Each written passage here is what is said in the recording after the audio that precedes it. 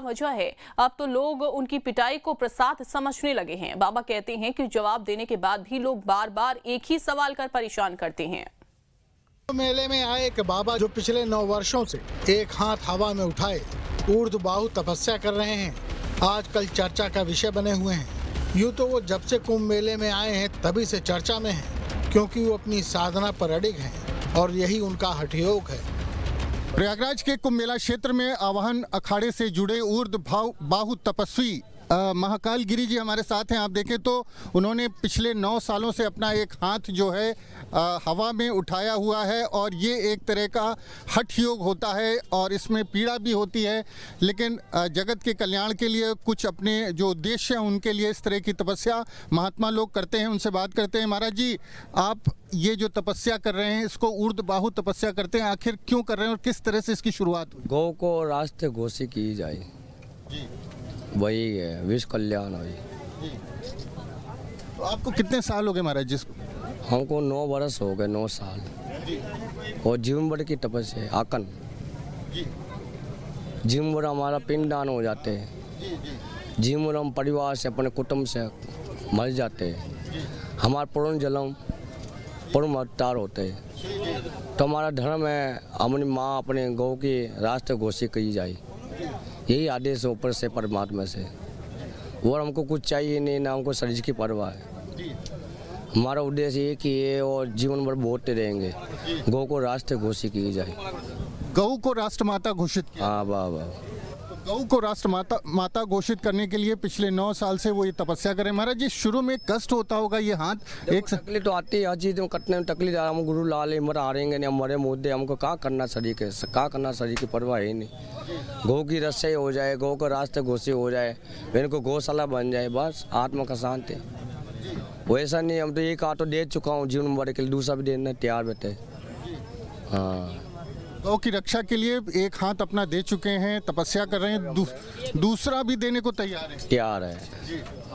तो महाराज जी के बाद शरीर को परवाह नहीं हमारा कोई परिवार नहीं, हमारा कोई रोने वाला है। भगवान ईश्वर है, गुरु महाराज है। लेकिन पिछले दिनों बाबा काफी जोर शोर से चर्चा में आ गए, पर इस बार अपने हठयोग के लिए नहीं बल्कि चिमटा योग के लिए। हुआ ये कि कुछ दिनों से कई यूट्यूबर इंटरव्यू के नाम पर उनसे अनाप शनाप सवाल पूछ रहे थे, उन्हें परेशान कर रहे थे। कई लोगों के सवालों को तो बाबा पचा गए, लेकिन जब बाबा के सब्र का बांध टूट गया तो बाबा ने अपना चिमटा उठा लिया और जड़ दिया यूट्यूबर को। क्या आप इतने भोले भाले हैं, अपनी बातों को स्पष्ट तौर पर कहते हैं। कई बार जो है लोग आपको यहाँ पर आकर के तंग भी करते हैं, आप क्रोधित भी हो जाते हैं। क्रोध नहीं, ये जो पगले कर देते हैं, अभी बोला है, समझाया। हम ज़्यादा पगले में ज़्यादा भीड़ में रहते नहीं। हम ये कुंभ में हम भीड़ को झेल रहे हैं, तो हम लोग परेशान हो जाते हैं। कुछ जनता बिगड़ी भी आते हैं और जहाँ मुझ के मज़ा उठाना, संतों का ऐसे उड़ाना, तपस्या का मजाक करना, इसको ड्रामा बनाना सही नहीं। इसलिए हम लोग इसलिए थोड़ा चिमटा मानो सुधार के लिए, इसलिए लोगों को इसको और गलत हिप-हॉप में ले लिया। वो ऐसा कुछ नहीं है, सब दिखावा है। बाकी भगवान साथ से, ईश्वर साथ से है, हम लोग तपस्वी है। सुना आपने, बाबा कह रहे हैं कि उनका उद्देश्य सिर्फ समझाना था, लेकिन यूट्यूबर ने भी हद कर दी थी। लेकिन इस घटना के बाद अब यूट्यूबर बाबा के पास महज इसलिए आ रहे हैं क्योंकि वो प्रसाद में बाबा का चिमटा खा सकें। किसी हठयोगी के हाथ से मिला चिमटा भी कुछ भला ही करेगा।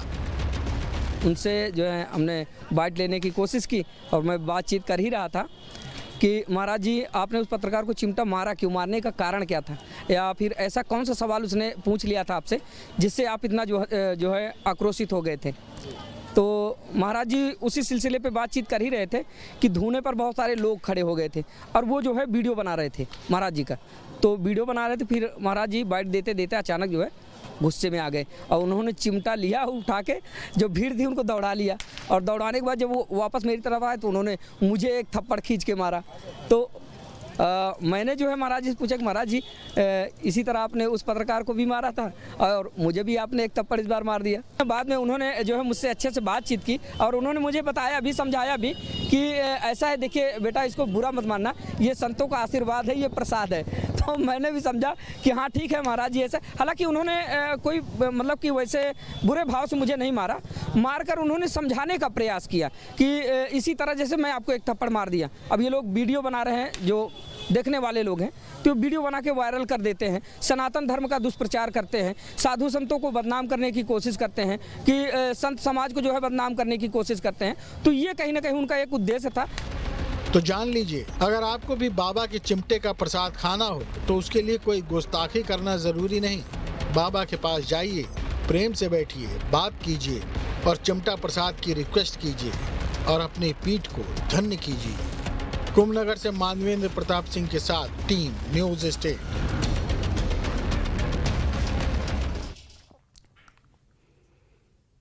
तप, त्याग और